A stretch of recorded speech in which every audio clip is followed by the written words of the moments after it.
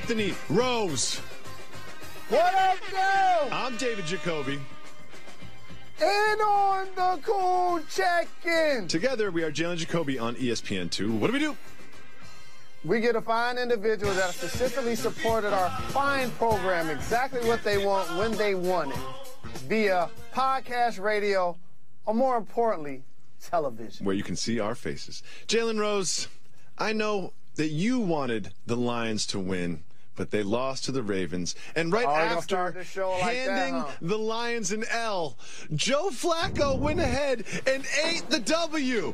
Care of Jameis Winston, he went to the press conference and ate the W after handing the Lions an L. How disrespectful was that from Mr. Flacco?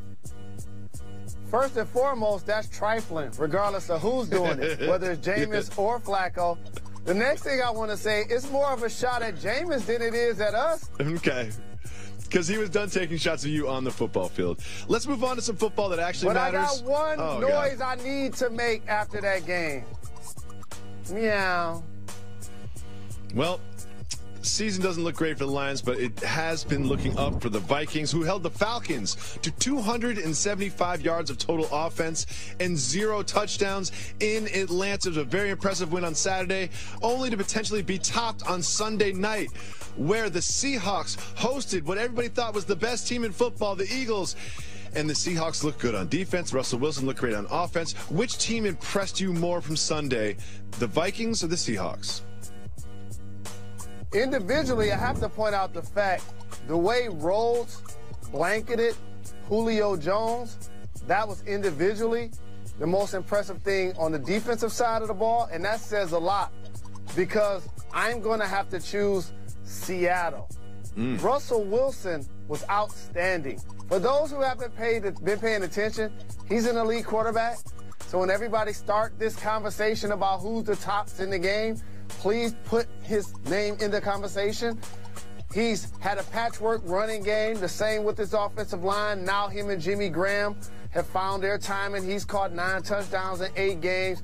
Doug Baldwin has always been terrific as a weapon and as somebody that can break a football game open. But the way he's able to make plays is just totally dynamic. He lifted that football team offensively. And on the defensive side, their front seven is as stout as it gets in the game, and they're playing without a few guys that are injured in the Legion of Boom, and particularly Richard Sherman and Cam Chancellor. Anybody that watched that game or seen the Seahawks lately knows Bobby Wagner is such a force on defense. He anchors that defense. But let me flip it to the Vikings a little bit. I am so ready just to say the Vikings will not compete. They will not contend. They will not be a Super Bowl appearance because they are quarterbacked by Case Keenum and, at best, a rehabbed Teddy Bridgewater. But Case Keenum has had over 100 QBR in 4 straight games.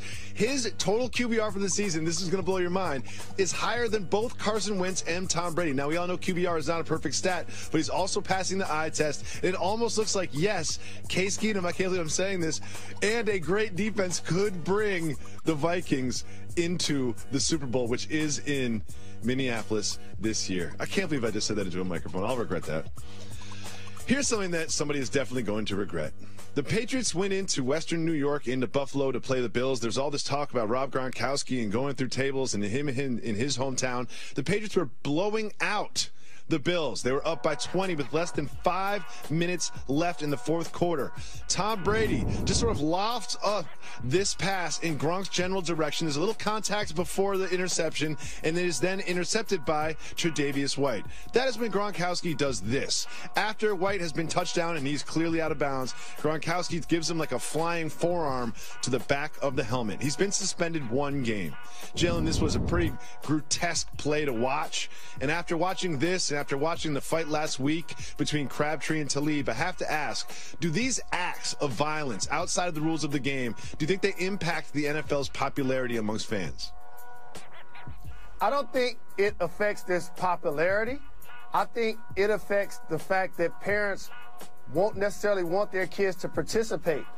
When you already have inherent violence in the sport, whether it's boxing or MMA or the NFL in this case, or even collegiate football, you already have physical collisions that are a part of the sport. When you go over and above that, those are the things that create a black eye type of scenario.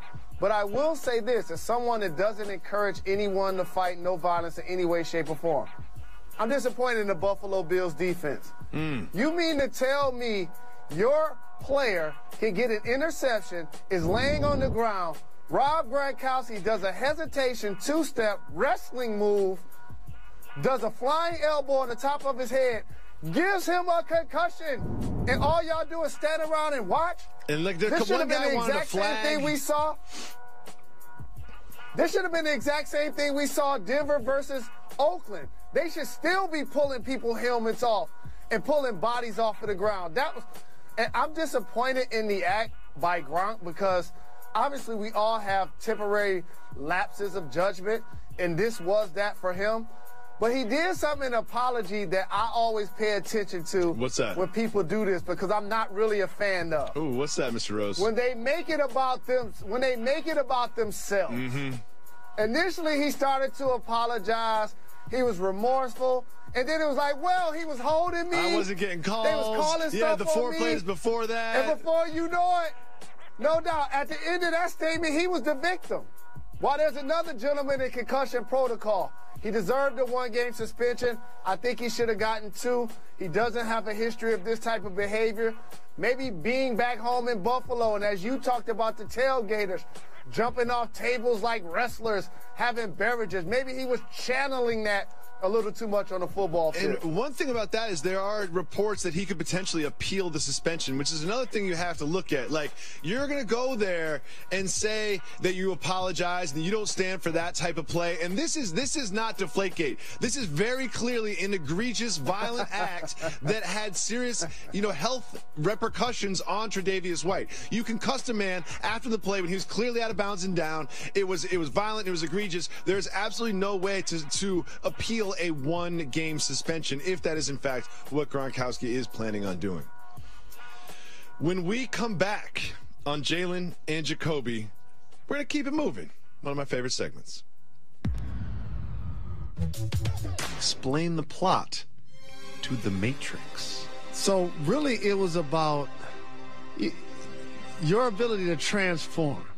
We're good friends. We spend a lot of time together. Every time I've seen a movie with you, you have done what? Order popcorn. Fallen asleep. Immediately. I'm starting to think that you have never seen a movie in your entire life. I'm starting to think that you've never seen a movie from start to finish in your entire life. This past you weekend, cannot explain the plot to any film. This weekend, I just saw The Accountant with Ben Affleck. With who? Ben Affleck.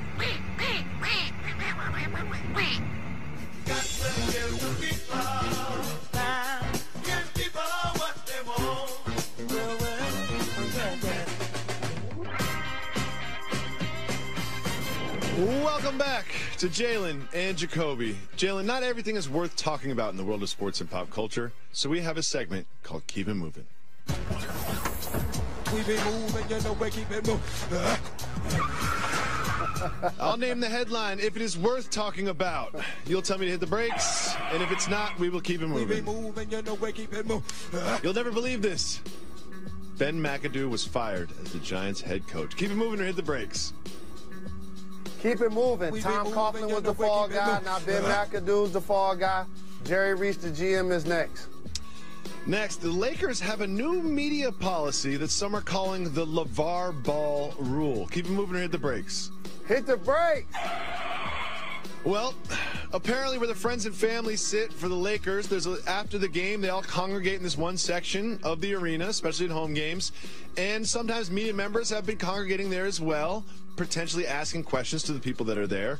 The media members are no longer allowed to be in that area. This also just so happens to be the area where LeVar Ball sometimes gives quotes, not always nice about the Lakers front office and coaches. Jalen, what do you think about the LeVar Ball rule? I like the LeVar Ball rule for everybody else because at this point, he's become a celebrity in his own right. He can do interviews outside of Staples. He can do interviews on the court. So I don't think if he decides to talk to the members of the media, this will impede his progress. Yeah, I don't think we'll hear less from LeVar Ball now. Let's just say that. Something tells me less LeVar Ball is not what the future holds for NBA fans. Next, Derrick Rose has returned to the Cavaliers. Keep it moving or hit the brakes. Hit the brake. Derrick Rose, if you're not familiar with the story, he sprained an ankle. You know, he's often injured, and he just decided that he was going to take a little time away from the team to reevaluate things in life. And he has decided to come back to the team. Ty Lue and LeBron James are both very supportive of Derrick Rose. What do you think about Rose's return? Along with the injuries that he's encountered over his career, being the youngest MVP in the history of the NBA, psychologically, it seemed to have taken an emotional toll on him. If you've ever played the game Operation, that's basically what his body has resembled. Multiple injuries to different parts of his body. And that will take a toll, constantly trying to rehab, hoping to get back to the level you were at, playing now on the championship contending team. We've seen this the last couple of seasons, where he needed time during the year to escape his professional duties to deal with his personal ones. So it's going to be interesting to see how he plays out. But being around your team sometimes becomes a sanctuary. I hope he can find that happiness and that solace that he's looking for. I think he just saw the Cavs on win streak. Was like, that looks like fun. You know what? That looks like a lot more fun than the team that I left. Let me get back in there and get some of those Dwayne Wade points. Next, Falcons center Alex Mack got hit in the eye with a penalty flag. Keep it moving and hit the brakes. Wow. Hit the brakes. Well, Alex Mack was running down the field, but an errant penalty flag went and hit him in the eye, as you can see right here. Bang! Got him.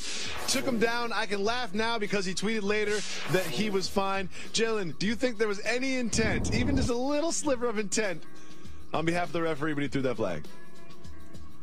That's kind of like in the finals when Steph Curry threw his mouthpiece. It's like you wanted to throw it, and then as it left your head, you like, I probably shouldn't have thrown it. Yep. And I just hope nobody gets hurt at this point, because we've seen that happen in the past where a player got a serious eye injury by being hit in the eye, by being hit with the flag. I'm glad in this case it didn't turn out that way. But the ref need to get a little pink slip for that one. Yeah, the ref should get like a text from somebody like, come on now, I know you didn't mean to do this, but how about you certainly not mean to do it again? Moving on, Patrick Ewing is reportedly a gigantic germaphobe. Keep it moving or hit the brakes. Since I stole his TV, hit the brakes. Well, Patrick Ewing has this thing where when he was playing in the league, he needed freshly poured water into cups so the cups wouldn't sit out on a tray and gather. And he was also keenly aware of teammates that didn't wash their hands after using the bathroom, no matter how many rooms away they were. We're learning all this from former Knicks trainer Timmy Walsh. Jalen Rose, are you surprised that Patrick Ewing was such a weird germaphobe? I am not surprised. I'm actually happy to hear somebody that played against him on multiple occasions and probably gave him dap or tapped him on the backside and or vice versa. But here's the thing that I want to talk more about. Patrick Ewing, an all-time great player. He sweat a lot. Yes, he did. So for him to be a germaphobe, yes, he did. He must have kept. Oh, man. He must have had on a diaper out there. It's for real. He sweat so much that every single player, whether they were in the game or not, went home with a little Patrick Ewing sweat on them. So he's so concerned about getting other people's stuff on him. It's like, Patrick, this is disgusting. Like, they had special towel people just for him to come out to wipe under his chin after he took a free throw. God, he was gross. Let's move on. There is a Japanese phenom baseball player that's not interested in playing for the Yankees or the Red Sox. Keep it moving or hit the brakes. Keep it moving. We be moving, you know, we keep it moving. This possession of defense. He can hit, though, and he can pitch. I know, that's why he doesn't want to play for the Yankees or the Red Sox. Next, this possession by the Suns might be some of the worst defense as a team you have ever seen. Keep moving or hit the brakes. Keep it moving. I'll show you some footage of some of the worst defense a team has played, and I was out there. That wouldn't happen to do with the famous performance from a legendary athlete, would it? Absolutely. Jalen versus everybody. The Silver Dome refused to go down. Keep it moving or hit the brakes. Hit the brakes. You couldn't even decide. The Pontiac Silverdome was supposed to be imploded. The upper level, we've all seen this done right. Everything falls down. It looks really cool. Big cloud of dust. Well, they exploded some stuff, and it looked like it went pretty well, except the building refused to go down. The construction company is saying there was some faulty wiring, might be some faulty explosives. Jalen, is this good news or bad news that the Silverdome won't go down? It's bad news that the Silverdome didn't go down with the initial thrust, but I'm pretty sure they'll get it to the ground. So many legendary moments watching the Detroit Pistons play there when Isaiah Thomas first got drafted. Coming up next on Jalen Jacoby, legalized gambling could be coming to your state sooner than you think. We'll break it down right after this.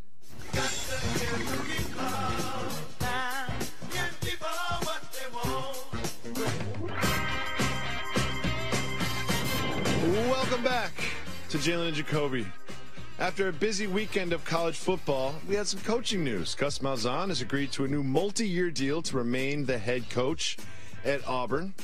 And Jimbo Fisher has agreed to a 10-year, $75 million deal to become the head coach at Texas A&M.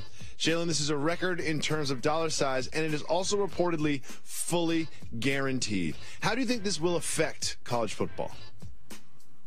I came through the door. I said it before. Mark my words. The way we view collegiate sports, in particular, football and basketball, after this weekend will never, ever be the same again.